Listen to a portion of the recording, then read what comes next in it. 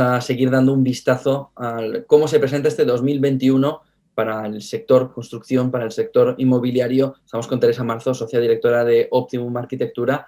Bienvenida y muchas gracias por hacernos un hueco, Teresa. Hola, José, muchísimas gracias por contar conmigo. Queríamos conocer cómo veis, qué perspectivas hay para el real estate en este 2021. Pues, José, yo soy bastante optimista para la evolución del real estate en este año, ¿no?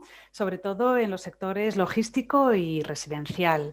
En el sector de la vivienda, especialmente, ¿no? Si hablamos de obra nueva, pues yo creo que no ha sufrido un impacto demasiado significativo, ¿no? Como en otras industrias.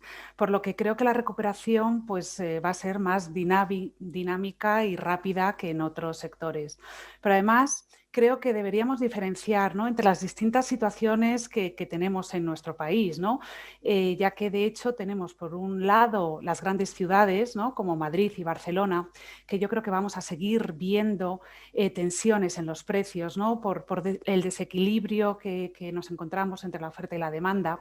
Y por otro lado, pues los mercados secundarios, ¿no?, en los que todavía no se ha recuperado prácticamente de la anterior crisis y por tanto les va a costar pues más recuperarse de esta pandemia, ¿no? Por otra parte, tenemos la segunda residencia, ¿no?, que tan pronto como el cliente internacional pues recupere la confianza, pueda volver a viajar, pues yo creo que va a vivir un resurgimiento en lo que a demanda pues, se refiere, ¿no? Nosotros hemos podido disfrutar de la climatología de nuestro país, de nuestros espacios abiertos, y esto que nosotros pues apreciamos muchísimo, pues lógicamente el cliente internacional pues también le gusta, ¿no?, y también le da mucho valor, ¿no?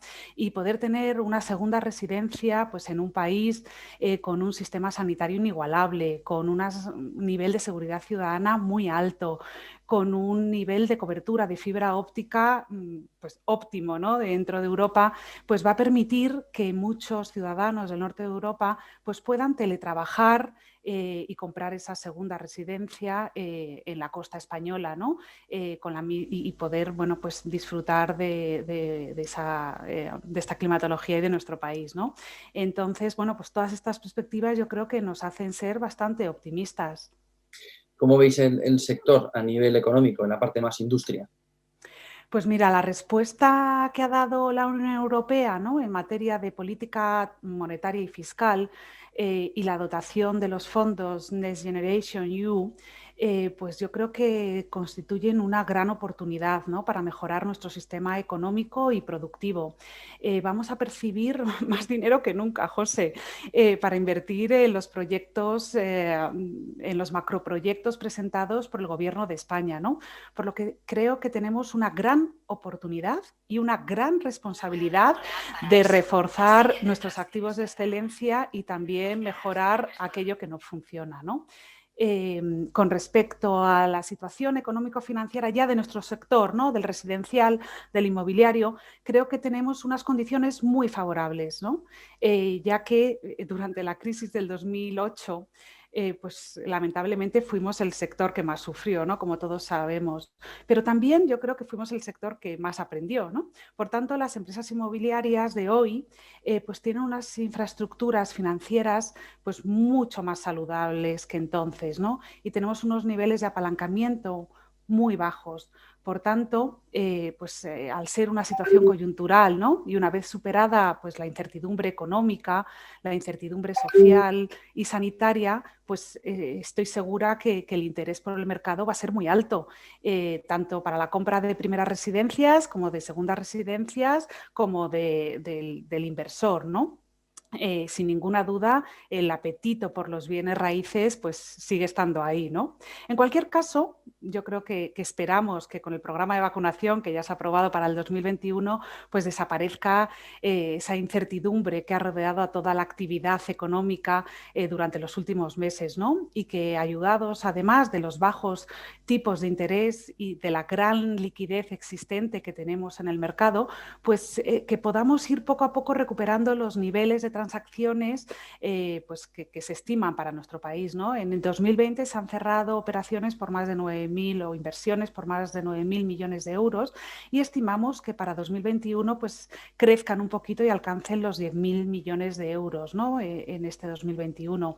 De esos 10.000 millones de euros se estima que 2/3 aproximadamente sea de inversores internacionales, ¿no? Lo que pone de manifiesto pues, el apetito, ¿no?, que hay por nuestro país a nivel internacional. Preocupa mucho, Teresa, el acceso de los jóvenes a la vivienda. Preocupa muchísimo porque cada vez se necesita más cantidad de salarios anuales para poder acceder a una vivienda. Los alquileres tampoco han dado un respiro a los jóvenes. La situación laboral, ya no sé si decir de esta generación de ahora o de la anterior o de las dos juntas, es cada vez peor. No sabemos si están peor los que entran ahora al mercado laboral o los que entraron en 2008, que no han llegado a entrar. Preocupa muchísimo. Pero ¿cómo afecta esto al futuro del sector? Viendo también cómo es una generación que puede estar perdida para la compra de la vivienda si no se hace bien. Pues mira, como sector es una gran oportunidad, pero como sociedad es una gran responsabilidad, ¿no? El facilitar la vivienda a los jóvenes, ya que depende de ellos, de la edad de emancipación, de la formación de nuevos hogares, de la creación de familias, ¿no? Que la curva demográfica en nuestro país pues, sea sostenible, ¿no?, de nuestras pensiones futuras, ¿no? Por eso es muy importante buscar y encontrar fórmulas que sean viables, ¿no?, en este sentido. Aquí podemos diferenciar pues, básicamente en la vivienda en propiedad y la vivienda en alquiler, ¿no? La vivienda en propiedad es un producto que hasta ahora era el ideal por nuestros jóvenes, pero que es dificultoso para los jóvenes acceder a ello, ya que no tienen la capacidad de ahorro para conseguir la entrada que se les pide para poder comprar una vivienda, ¿no? Tenemos un sector de empleo, ¿no?, que facilita salarios estables a los jóvenes, pero no les facilita la capacidad de ahorro. Por tanto, tenemos que ir a soluciones como se han adoptado en Inglaterra, del Help to Buy, que sean pues, avales del Estado que de alguna manera pues favorezcan que se amplíen las financiaciones hipotecarias hasta alcanzar pues, el 95% prácticamente necesario para poder comprar una vivienda, ¿no? También eso sería por una parte, más por la parte del Estado, y luego por la parte también del sector privado se está avanzando mucho desde el mundo asegurador en pues distintos seguros que deberían contratar las distintas entidades financieras para poder ampliar el porcentaje de financiación desde el 80% hasta el 95%, ¿no?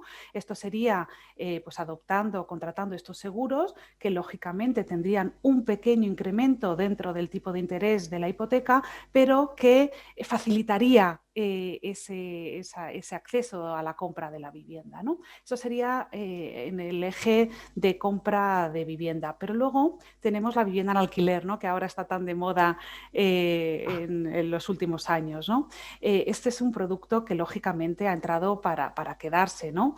Ya que tenemos un gap muy grande entre la vivienda existente en alquiler y la vivienda que se necesitaría para llegar a los índices de la media europea, ¿no? En ese sentido, necesitaríamos desarrollar más de 2 millones de viviendas de aquí a los próximos 10 años, ¿no? Por tanto, necesitamos aumentar mucho la oferta, ¿no?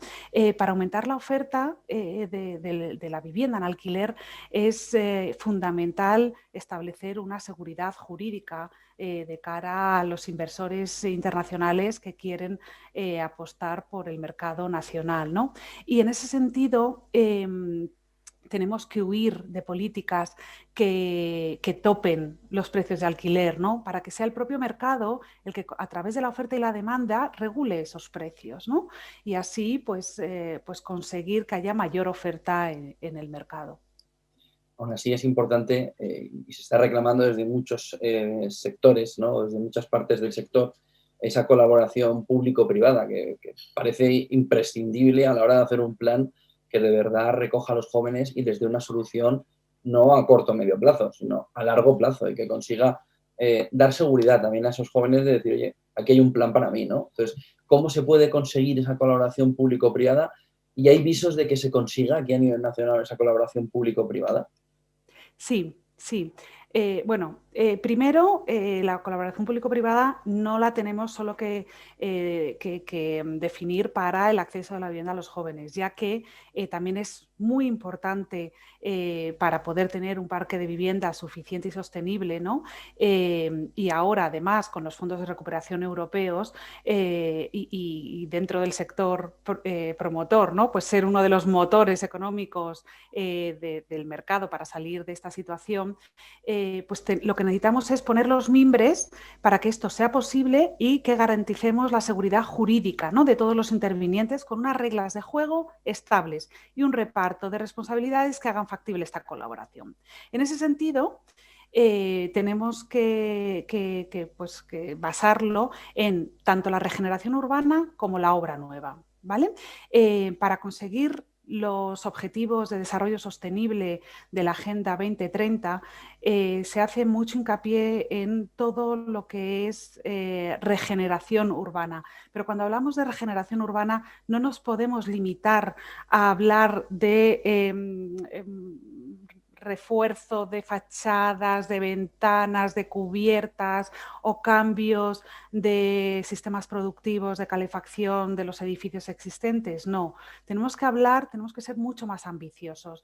Tenemos que hablar de la necesidad de regeneración urbana de barrios completos para realmente facilitar, ¿no?, a muchos hogares que están con pobrezas energéticas impresionantes, pues el facilitarles la mejora de la eficiencia energética de sus edificios y también la mejora de sus condiciones sociales, ¿no? Entonces, ahora con estos fondos de recuperación europea tenemos una grandísima oportunidad para afrontar todas estas iniciativas. Y con respecto a la vivienda nueva, ¿no?, pues sin duda, desde todos los ámbitos de las administraciones públicas, tanto del Estado como de las comunidades autónomas, como de los ayuntamientos, hay que poner en marcha planes que faciliten el desarrollo de esa vivienda. ¿Cómo lo podemos hacer? Pues, por ejemplo, ahora tenemos el Plan VIVE de la Comunidad de Madrid, que ha anunciado, ya ha publicado, de hecho, los lotes de las parcelas que va a licitar en las próximas semanas. Pues es un plan que va a poner en el mercado más de 7.000 viviendas de precios asequibles para el alquiler de los jóvenes, ¿vale? Entonces, se van a tratar, van a ser fórmulas de concesiones de maniales por unos determinados años. En función de la administración definirá si son 40, 50, 60 o 70. Todavía cada administración tiene que definir cuál es el tiempo de duración de la concesión, en el que el promotor privado va a desarrollar, va a construir, va a gestionar esas viviendas que se van a desarrollar en un suelo público durante el plazo de la concesión y que, pasado ese tiempo, van a volver a revertir a la administración pública competente. Por tanto, son fórmulas que sin ninguna duda van a favorecer la producción de viviendas para nuestra sociedad. La irrupción de la pandemia, ¿no?, también nos ha dado un cambio en nuestras vidas, un solazo tremendo. Un cambio en nuestras vidas, ¿no?, que también está provocando un cambio en las necesidades arquitectónicas. ¿Esto va a continuar? Y sobre todo, ¿cómo ha sido ese cambio? ¿Hacia dónde ha ido ese cambio? Si se ha producido durante el último año. Pues sin duda el que haya estado 3 meses encerrado con niños en casa, pues no ha podido vivir la necesidad de tener terraza o jardín, ¿no? Por lo tanto, estamos viendo cómo la demanda se está desplazando hacia los cinturones metropolitanos de las grandes ciudades, ¿no? Justamente buscando eso, viviendas con espacios más amplios, con más luz, con terrazas y jardines, ¿no? y con zonas comunes, ¿no? Además, esto es factible gracias al teletrabajo. Bueno, pues claro, que al tener que estar en casa, pues tú te puedes organizar los horarios laborales y se minimizan pues esos desplazamientos al centro, ¿no? Así durante los últimos meses, pues yo creo que desde todas las promotoras, ¿no?, inmobiliarias, pues hemos visto un incremento de la demanda de la vivienda unifamiliar, ¿no? Buscando pues precisamente eso, pues zonas más amplias, espacios donde se puedan pues hacer distintos usos de las estancias, etcétera, ¿no? Y luego en el interior de los edificios pues también hemos visto, ¿no?, o estamos viviendo pues una serie de innovaciones donde a través del Internet de las cosas, ¿no?, pues que vemos que se pueden controlar, se pueden monitorizar, se pueden medir y gestionar pues todos los sistemas de los edificios pues para mejorar, ¿no?, la calidad de vida de nuestros usuarios y darles mayor confort, ¿no? Y además también se ha innovado muchísimo, que esto es algo nuevo, ¿no?, producto de la pandemia, en lo que es la arquitectura saludable, ¿no? Ya que se han desarrollado pues mecanismos bueno, detectores de presencia que ya existían, ¿no?, para la iluminación, pero luego detectores, por ejemplo, de reconocimiento facial para la apertura de puertas, o mecanismos o sistemas de reconocimiento de voz para la llamada de ascensores. Y bueno, pues todo esto al servicio, pues justamente eso, de hacer los edificios más saludables, ¿no?, con menos mecanismos táctiles, y bueno, y también al pasar más tiempo en casa, ¿no?, y tener pues mayor consumo de los sistemas de producción, tanto de calefacción como de aire acondicionado, pues cada vez más los clientes pues van a demandar que los nuevos edificios pues sean mucho más eficientes, ¿no? Y así vamos a ver edificios que van a utilizar cada vez más energías renovables, paneles fotovoltaicos, de producción de energía. Vamos a empezar a implantar baterías que acumulen esa producción de energía y bueno, pues para llegar a ser edificios de consumo pues, casi nulo, o incluso edificios de energía positiva. Pues un placer, Teresa Marzo. Socia Muchísimas directora de gracias, José. Optimum Un Arquitectura. placer. Ha sido un placer cómo nos ponías las claves, ¿no?, de cómo va a funcionar, de cómo va a evolucionar este mercado en este próximo 2021 y la preocupación de los jóvenes, que yo creo que es clave, ¿no? Sí, sin duda, como ahí, como sociedad tenemos un gran compromiso y tenemos que afrontarlo y poner las medidas adecuadas para solucionarlo. Perfecto, muchísimas gracias, Teresa. Buen Gracias, día, José. buen negocio. Un abrazo, gracias.